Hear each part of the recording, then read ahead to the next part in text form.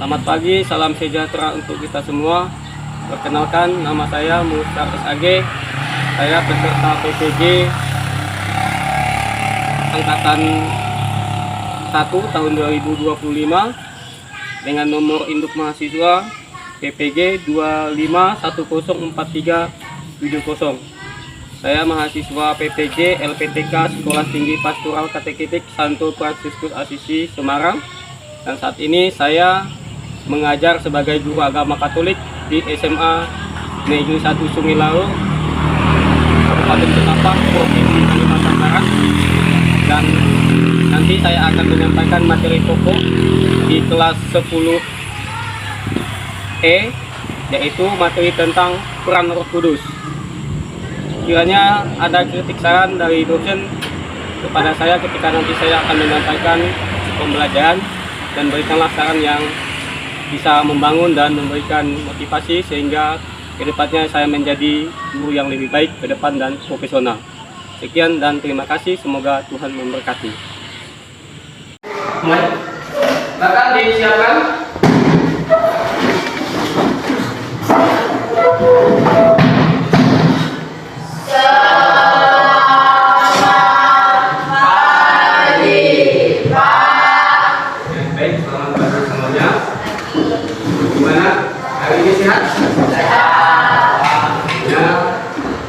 Yang menjadi harapan kita sehingga kita pagi ini dapat melaksanakan kegiatan pembelajaran kita.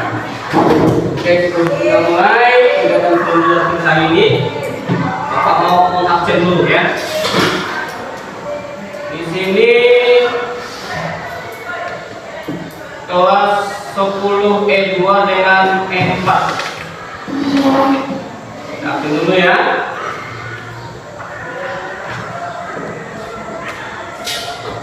Anggela Kaisa Kaulin, ada ya. Aponsius Fadli, Kalistus Oktoseba, ada Pak. Jadi ada lagi yang berhalangan atau yang tidak dipanggil namanya? Tidak ya? Oke, baik, untuk pertemuan kita pada pagi hari ini, kita di semester 2 ini ya, kita akan membahas materi kita atau materi topik yang akan kita pelajari pada hari ini di bab 5. Nah, di mana pada bab 5 itu kita akan belajar tentang peran Roh Kudus dan Allah Tritunggal. Nah, jadi materi pokok yang akan kita bahas itu pada bab 5 itu adalah tentang peran Roh Kudus dan Allah Tritunggal. Tapi yang akan kita pelajari pada hari ini yang pertama itu adalah tentang peran Roh Kudus. Namun sebelum kita mulai kegiatan kita awali dulu dengan doa. Silakan saya minta di antara kalian mewakili, ada yang mau pimpin doa. Silakan yang laki-laki. Yang laki-laki dulu lah. Ada yang perempuan. Silakan doa spontan atau doa Bapak kami atau salam Maria juga boleh. Silakan. Saya minta kepada Remina Dara untuk memimpin doa ya. Silakan kita ambil sikap doa, kita semuanya bangkit berdiri, kita berdoa ya. Sebelum kita belajar, mari kita berdoa dan berdoa dan kita Allah Bapa yang Maha Baik, puji dan syukur kami aturkan kepadamu karena berkat karunia-Mu kami bisa berkumpul di kelas ini dan keadaan baik. Ya Bapa, terima kasih atas nafas dan kehidupan yang telah memberikan kepada kami. Bapa, sebentar lagi kami belajar, kiranya Engkau membimbing kami selama belajar ini. Semoga apa yang kami pelajari dapat berguna bagi masa depan kami dan bagi orang lain. Ya Bapa, menjadikan harapan kami, Yesus Kristus, Tuhan dan Tuhan kami. Amin. Demi nama Bapa, Putra dan Roh Kudus. Baik, terima kasih kepada Tuhan untuk kesediaannya dalam memimpin doa ya. Oke, kita hari ini seperti yang saya katakan tadi akan membahas topik kita atau materi pokok kita tentang peran Roh Kudus. Nah, mungkin di antara kalian ada yang sudah tahu atau sudah mengerti apa itu Roh Kudus. Ada yang sudah mengerti atau sudah tahu tentang apa itu Roh Kudus? Belum ada yang tahu ya, tapi pernah mendengarnya kan? Nah, sudah pernah mendengarnya tetapi belum tahu artinya. Ya. Jadi kita akan dalami hari ini tentang apa itu Roh Kudus dan perannya dalam kehidupan kita, terutama dalam iman kita sebagai orang Katolik. Nah, sebelum kalian atau kita mendalami tentang Roh Kudus, coba silakan Anda isi, ini ada kuesioner. Ya, silakan nanti Anda isi. Nah, bagikan kuesioner satu-satu, tulis nama dan kelasnya. Tulis nama dan kelasnya.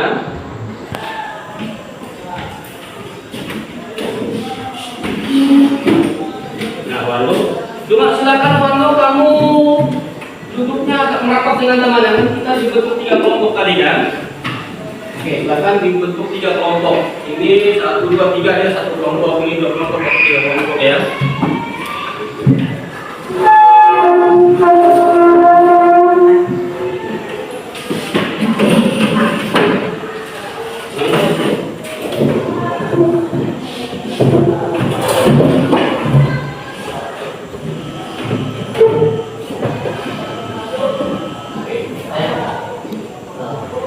Oke, silakan kalian perhatikan dulu petunjuknya.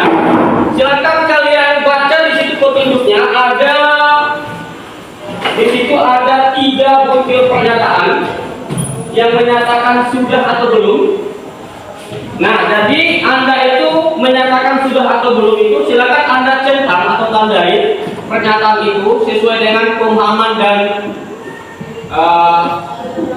pengetahuan Anda, ya. Di situ kan ada saya mampu menjelaskan apa itu Roh Kudus.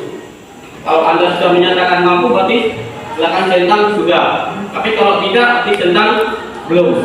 Ini ya. Dan seterusnya, silakan Anda isi dulu.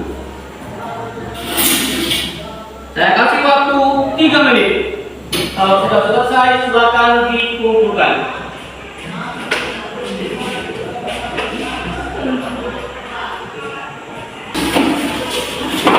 Oke, kalau sudah silakan dikumpulkan.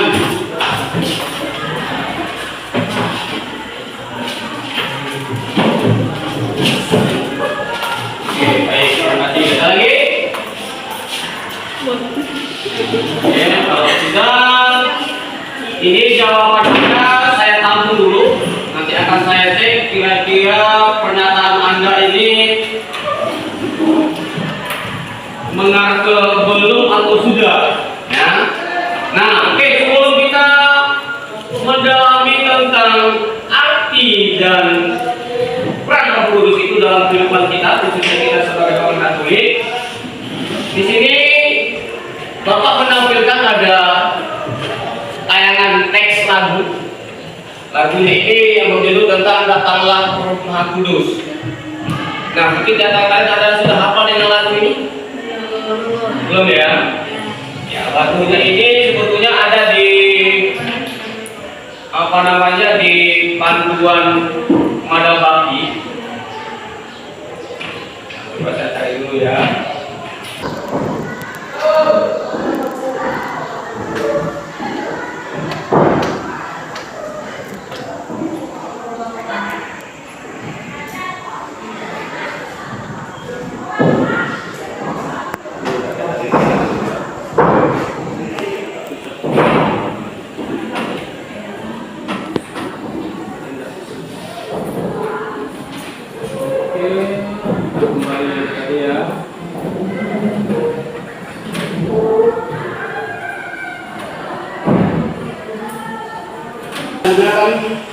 Lagu pada saat kita nyanyikan di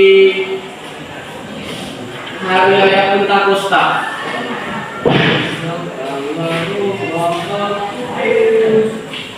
Masuki hati umatmu, jangan siapi jiwa yang layu dengan pujianmu. Baik, kedua, oh cinta Bapa dan Putra, kabulkanlah cinta Maha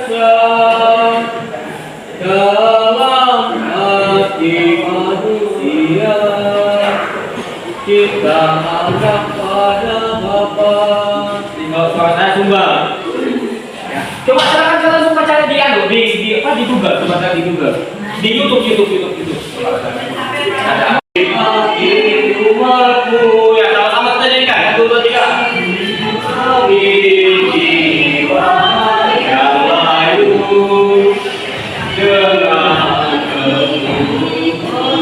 yang layu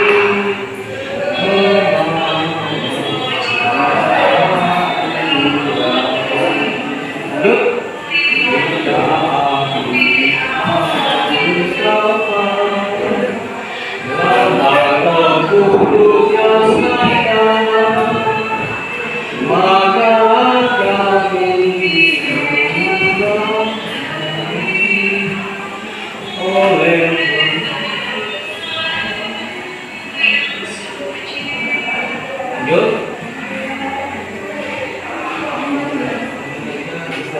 bis ya.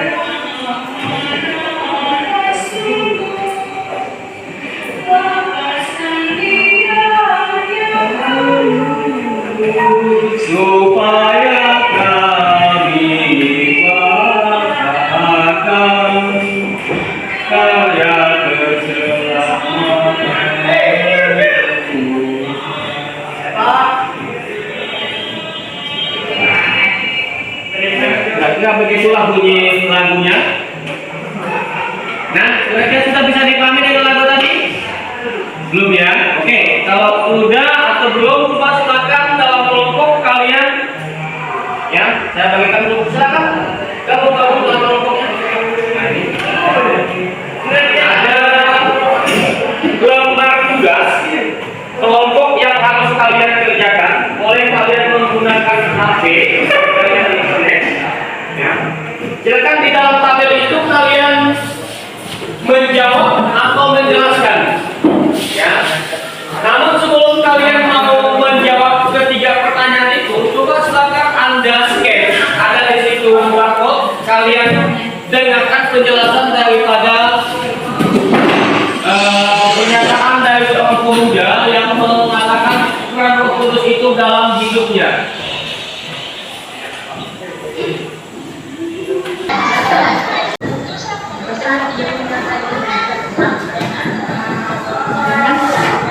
Ayo kelompok 1, maka dicermati layanan di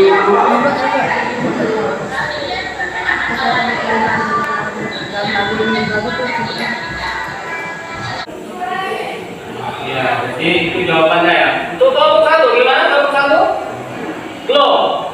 Kelompok 3 juga belum. Ya. Nah, lagi-lagi kalau masuk pada kelompok 2, jawaban nomor 3, pernahkah kalian merasakan kehadiran Roh Kudus dalam hidupmu atau hidup Anda? Ini jawabannya pribadi. Jawabannya pernah.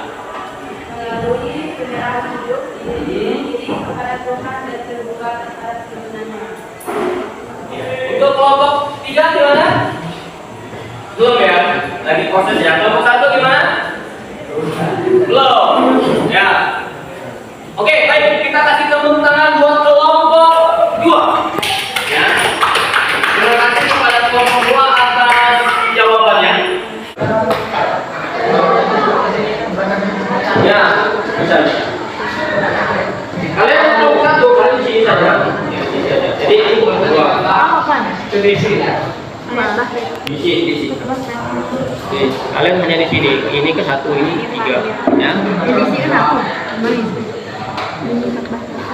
Ya, silakan. Nah, kelompok 3 kalian hanya berfokus dengan ini saja ya. Ini kan kelompok 1, ini kelompok 2. Ya. Yang bagian tabel yang ketiga. Ya. Itu tentang cara hidup perdana atau jemaat perdana. Bagaimana Roh Kudus turun atas para rasul? Pertanyaannya. Ya, sampai 5. Di internet atau di Google atau di tempat lain yang sebelumnya bisa kalian mau. Ayo si Abdul untuk kawannya. Jangan dicoba-coba di bukunya.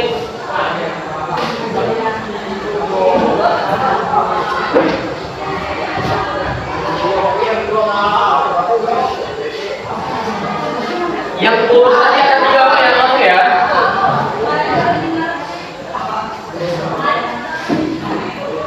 Kelompok 2. Ini kelompok 2 ya. Kelompok 3. Silakan di kelompok 2. Udah ada jawabannya? Udah ada jawabannya? Ada ya? Oke, kelompok mana dulu yang sudah siap mau mempresentasikan hasilnya? Ya, kita dulu ya. Kemudian jawab pertanyaan.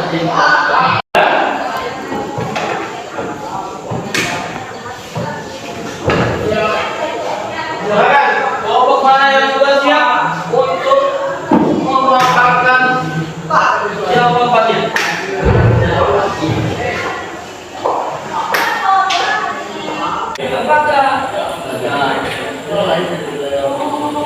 Oke, sudah? Ya, kalau sudah, saya minta dikumpulkan jawabannya. Ya, yang berikutnya ya lah. Apa ya? Kita jawab juga ya. Oke, terima kasih. Tepuk tangan tadi untuk kelompok 1.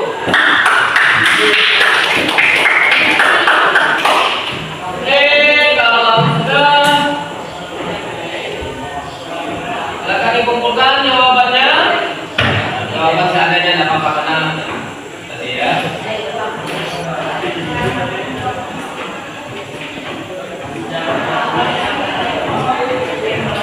Kumpulkan, nah ini ada penjelasan ya atau kesimpulan dari teks kisah para rasul tadi yang mengisahkan tentang kisah atau kebenaran hidup atas para rasul. Ya, ini ada penjelasannya.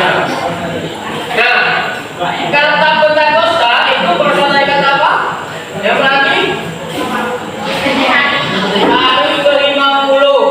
Hari ke-50 itu artinya adalah hari sesudah Paskah. Ya, jadi hari Paskah itu adalah hari kebangkitan Yesus. Jadi 50 hari setelah Yesus wafat itu, ketika dia bangkit, itulah disebut dengan hari ke-50. Ya. Di mana apa namanya tadi kota itu atau kumpul itu atas para rasul. Ya. Kemudian pada hari itu juga para rasul yang tadinya mengikuti ketakutan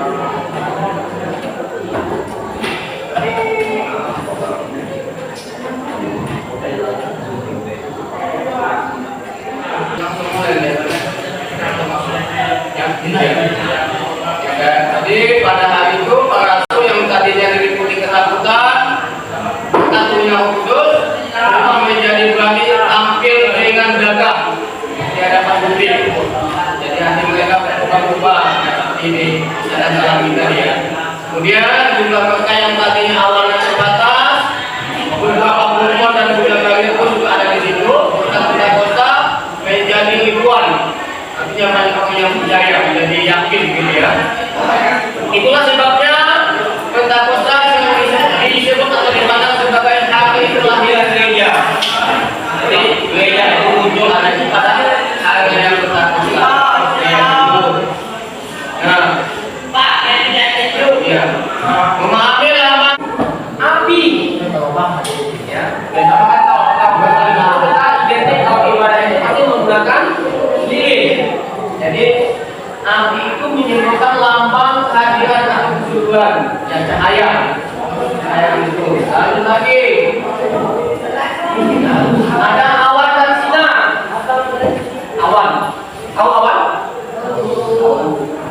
Sinar. Jadi awan itu yang melayang-layang di atas itu ya. Sinar itu dilambangkan juga seperti ya. Kemudian ada lagi ada meteran. Ya, saat kita di waktu itu kan kita dibacakan disahkan maksudnya, ya itu sebagai simbol juga sebuah lambang yang erat kaitannya dengan perluapan, ya. Lanjut lagi tangan. Biasanya kan kalau pastor meluluhkan tangan itu kan, saat meluluhkan tangan itu kan meluluhkan tangan. Jadi tangan itu disimbolkan juga sebagai pemburu dalam waktu juga. Nah jari, ya kan? Waktu memberkati kita misalnya di kening kita menggunakan jari-jari. Ya. Kemudian ada lagi hati. Ini yang sering pernah kita pahami bahwa hati itu disebutkan sebagai lambang apa ini? Lambang? Oh, oke.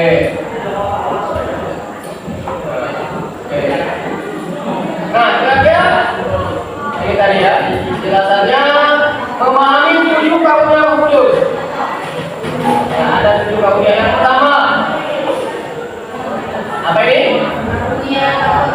Karunia takut akan Tuhan. Selanjutnya karunia apa? Perasaan. Penjelasan ada di sini. Itu juga yang pertama tadi. Lanjut. Yang karunia perasaan. Penjelasannya ada di sini. Lanjutnya karunia nasihat, ada penjelasannya di sini. Lanjutnya karunia pengertian, juga ada penjelasannya di sini. Ya, ini penjelasannya ya. Nah, dan yang ketujuh terakhir adalah karunia kebijaksanaan. Ini ada penjelasannya. Oke, jadi Roh Kudus itu ada 7 karunia, ya. Kalau lambangnya tadi ada berapa karunia? Ada 7 juga.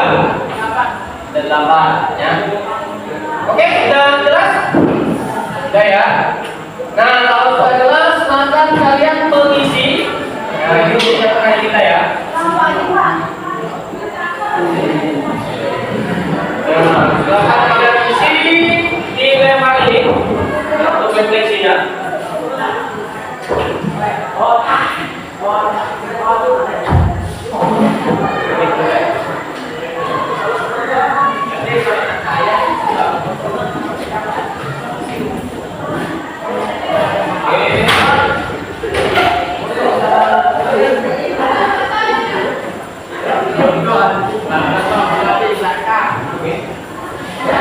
Masih ada 2 ya.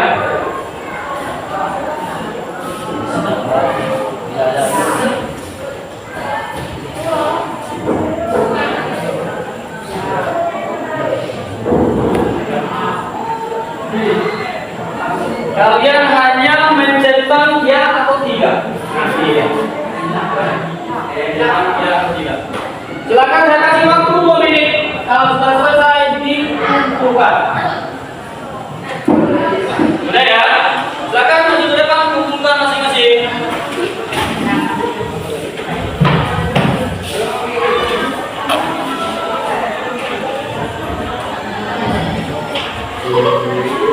Oke, sudah ya. Ya, kalau sudah silakan kumpulkan.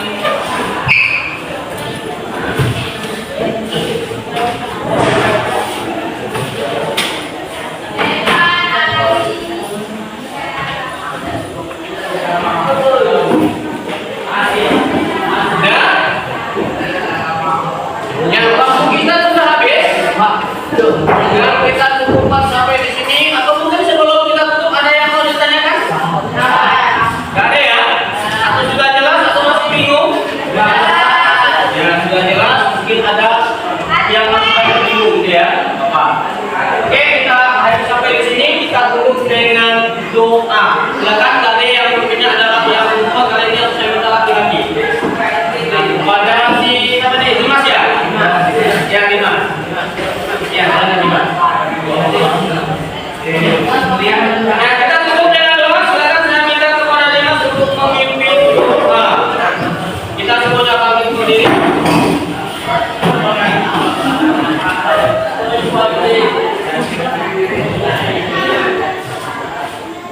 Demi nama Bapa, Putra dan Roh Kudus, amin. Dimuliakanlah namamu dan karya-karyamu dari kehendakmu di atas bumi seperti di dalam surga. Berilah kami rezeki ini yang salah kami, seperti kami mengampuni salah pada kami, dan jangan masukkan kami ke dalam kesalahan, tetapi bebaskan kami dari yang jahat. Amin. Seperti pada mula sekarang dan sepanjang segala abad. Amin. Selama-lamanya demi nama Bapa, Putra dan Roh Kudus. Amin.